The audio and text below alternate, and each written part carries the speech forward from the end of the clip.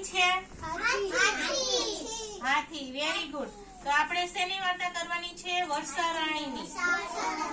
તો એક જંગલ હતું, ત્યાં એક ગોલુ નામનો હાથી રહેતો હતો.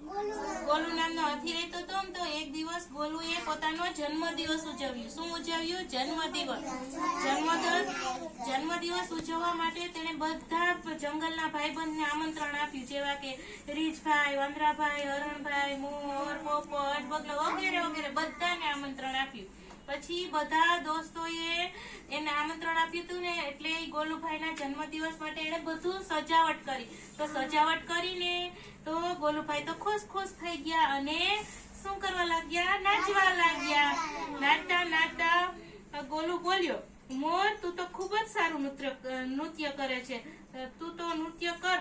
મોર ઉદાસ થઈ ગયો અને બોલ્યો, કેવી રીતે નૃત્ય કરું ભાઈ? ખૂબ જ ગરમી પડી રહી છે, લીલોતરી ક્યાંય નથી. જો વાદળ ગરજે, વીજળી ચમકે, પાણી વરસે તો હું નૃત્ય કરું. તો મોરભાઈ એ બોલ્યા. ગોલુભાઈએ કીધું કે મોર તને તો સરસ મજાનું નાચતા આવડે, તું નાચ ને. તો મોરે શું કીધું કે હું ભાઈ કેવી રીતના નૃત્ય કરું? મને નૃત્ય કરવું મને